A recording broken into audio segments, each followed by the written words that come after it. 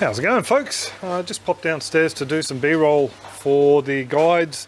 I'm just fixing up the old how to knock together a media bed video, and I'm just explaining how we cut these off as the side of an IBC. So I'm just going to add that in and a few other little bits and pieces. Thought while I'm down here I'll give you a bit of a roundup on what's going on here. Plant growth really isn't doing a lot better noticeably. These little fellas down in here, they haven't eaten today. Water was too cold this morning, it was 17 degrees Celsius. The plants have had a little bit of a concoction thrown in. I threw in the manganese and molybdenum there, I think I got it right. So hopefully that's going to help with a little bit of the interveinal chlorosis, as Steve suggested, and they are looking a little bit better. I did that on the weekend actually. Very, very small amounts, by the way. I think both of them were a fraction of a gram. I think one may have been 2 grams and the other was 0.4, but you'll see that on the bit of B-roll there anyway. The other thing I did add in was some potassium silicate. It's actually a really good way to boost your pH if needed. I didn't need to, so I had to drop the top up water rather low, then add in the potassium silicate.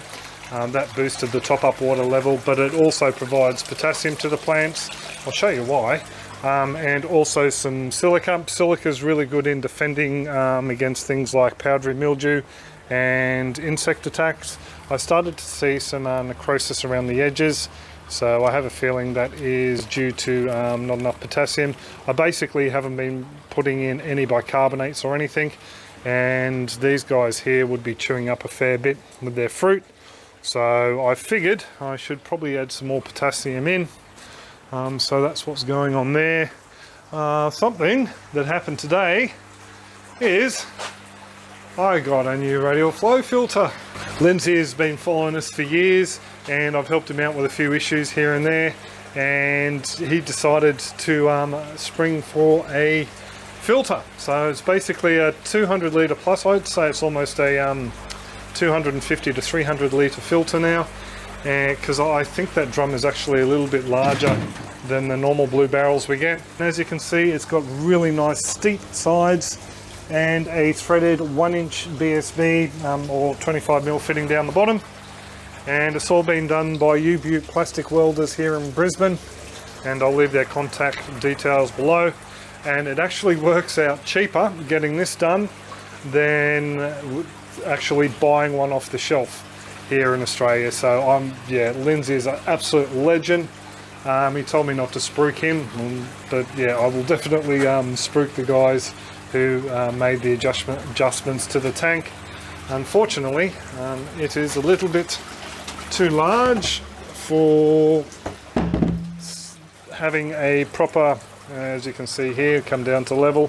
Yeah, we're looking at the outlet from the IBC coming in below there, so the water level in here would have to be fairly low.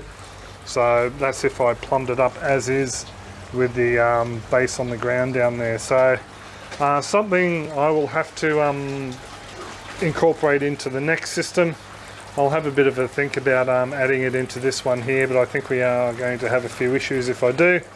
But yeah, I'm just blown away by the generosity of some folks out there, you folks included, who are helping to support the channel. So thank you to you guys, and a huge thank you to Lindsay. So yeah, really, really chuffed, and definitely some food for thought. So that's pretty much all what's going on aquaponics wise. With the rest of the garden, not a lot has changed. I need to just balance that filter. Need to pop down and grab some more bok choy for dinner tonight. Bianca and I like splitting them down the middle and just frying them up with a bit of ginger and garlic and soy sauce as halves, and have that with a bit of steak and some other bits and pieces. Yeah, that's about it for the garden. Been working on the guide today and running around picking up the drum, and I also have another half day picking up more nutcrackers because they're selling really well at the moment. So fingers crossed I'll get to the ginger clip tomorrow, and that will be the ginger harvest clip, will be the video for this weekend. But yeah, still pretty chuffed with the way things are going. Most of the other plants look to be doing fine, and I'll show you the broccoli. I don't know if I mentioned or not, but I have started also too, when it's not raining, filling in this little area down here just with soil from around the place. And while I was out, Bianca collected all the dead ginger bits from the pouches above. Just tossed them down here. But yeah, a couple of things I'll show you. Just thought I saw some aphids up in there, but it's the BT spray from when I sprayed it the other day. But anyway, these little baby red cabbages are coming along nicely. Thank you very much again, Mr. Mark, for helping us out with them. Is that a caterpillar? No, it's not.